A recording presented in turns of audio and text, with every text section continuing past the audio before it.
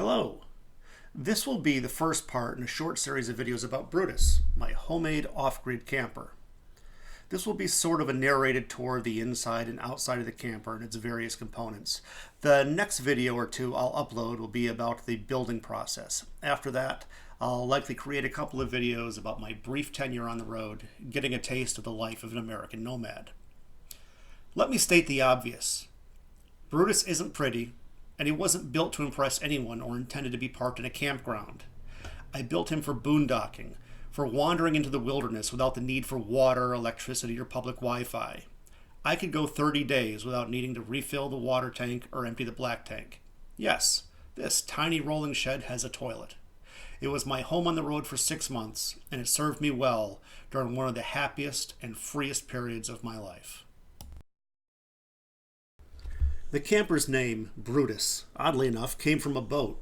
I was wandering the countryside of upstate New York when I noticed that a large boat, which had been parked in the backyard of a home next to the Hudson River for many, many years, was now right next to the road with a for sale sign on it. Merely out of curiosity, I turned around to see how much they were asking for the filthy behemoth. Being that free was in my price range, and I thought that the 30-foot yacht was really cool looking, I called the owner. I never owned a boat, nor had I any idea on how to assess the salvageability of the beast. But the following weekend, my friend came over with his rusty old pickup truck with bad brakes, and we somehow managed to tow the fiberglass hulk to my home. Once in my yard, I cleaned out the debris and filth. There was far too much structural rot as a result of sitting unprotected from the elements for so many years, and everyone seemed to agree that its best use would be to turn it upside down and use it as a shed.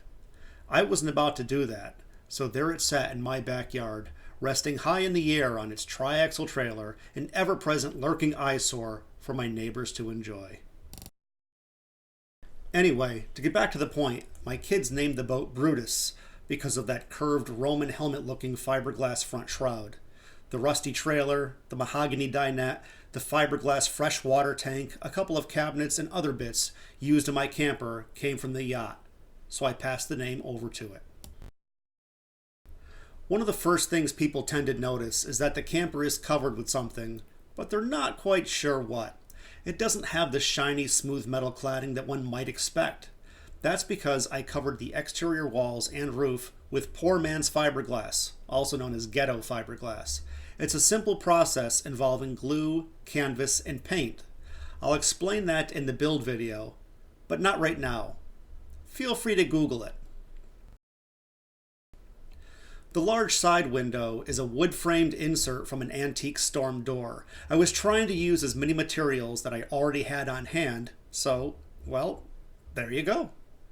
It's removable, so I would often take it out to let out the heat or enjoy a cool desert breeze.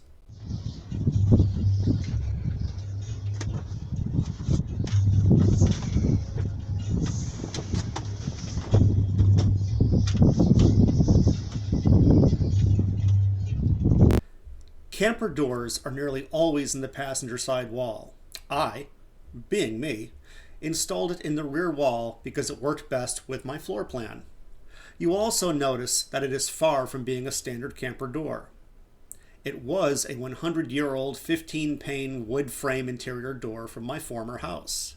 I had removed it while remodeling, and since I had it in my basement, it became the camper's door. You may have noticed that I said it was a 15-panel door. That's because it no longer has 15 panes of glass. The wind got a hold of it on a particularly windy day in the desert when I didn't have it secured, and it smashed it quite badly. Mother Nature can be a cruel mistress. Now, only the top 6 panes of glass remain, and I filled the bottom with a wood panel. The window you see on the driver's side of Brutus is merely a cheap single glazed slider I picked up at Lowe's. It's over the stove and comes in really handy at letting out the heat while I'm cooking. Mounted high on the front is a Wilson over-the-road trucker antenna. I have a cell signal booster by Wilson called the Drive Sleek. The antenna connects to the Sleek to bring the strong outside signal to the interior, where the Drive Sleek cradles my AT&T home base, which is what I used for my interwebs. When you're camping somewhere with a weak signal, that combination really helps. Otherwise, you may have to go a night or two without Netflix, and if that happens, you may find yourself going mad and running nude through the wilderness, screaming expletives into the night, which I think we can all agree is a bad idea. At the front, you'll see a strange white box. That, my friends, was the bow hatch from the yacht. I repurposed it so I'd have a place for an air conditioner in the future. I couldn't run a small window unit on solar power, but I could with my 2300 watt generator. I never needed an air conditioner while I was wandering around, but that hatch was handy in other ways. It helped increase airflow, and my desert dog, Maggie, enjoyed lounging in bed and staring out at the great beyond. So that's something. The small white panel on the front wall is a standard water hatch made for campers. It's lockable and allows you to pour water in or connect a hose. I have only the hose connection attached to my fresh water tank because standing there dumping water in seems insane. After all, Brutus has a 43-gallon water tank hidden beneath the bed. That water tank, by the way, where do you imagine that came from? That's right, my love. I yanked it out of the rotting boat in my backyard. Over on the other side of the front wall is the power source selector box, which allows you to choose between internal and external power sources. On Brutus, the internal power is 3 automotive batteries charged by solar panels. The external power source would be the portable generator I mentioned earlier. Even with solar power, that little generator was wonderful on the days with crappy weather. Also, I used it for weeks and weeks thinking that I had insufficient solar power to keep the batteries charged when, in fact, one of the batteries I had purchased was bad.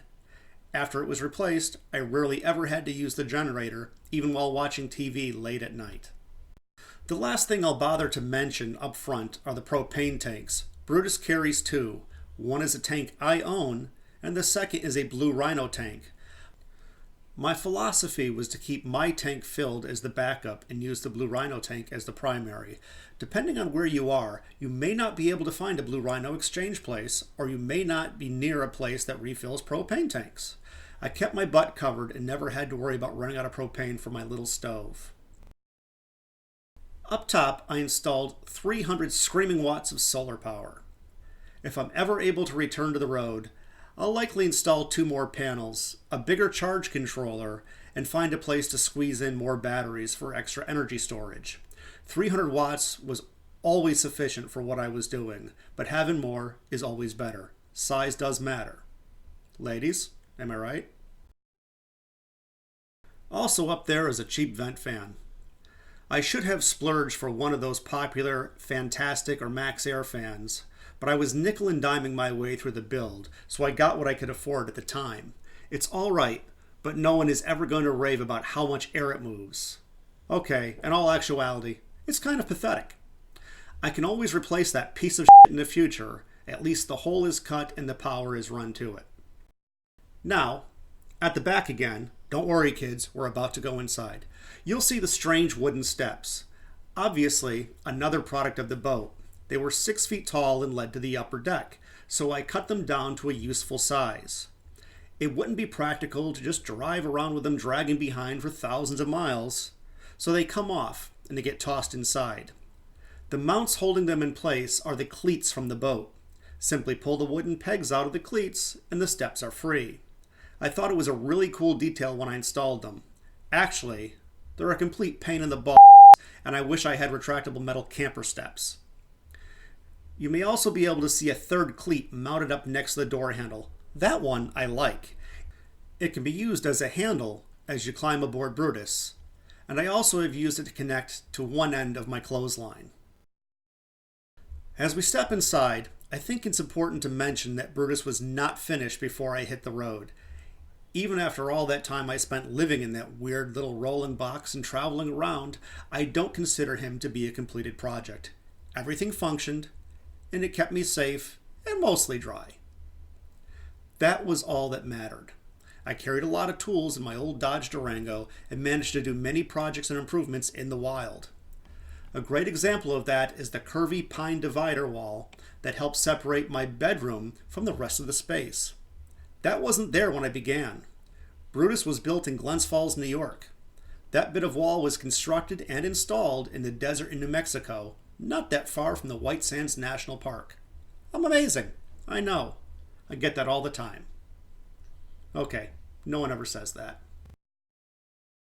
At the foot of the bed, I mounted a 42-inch TV. Why 42 inches?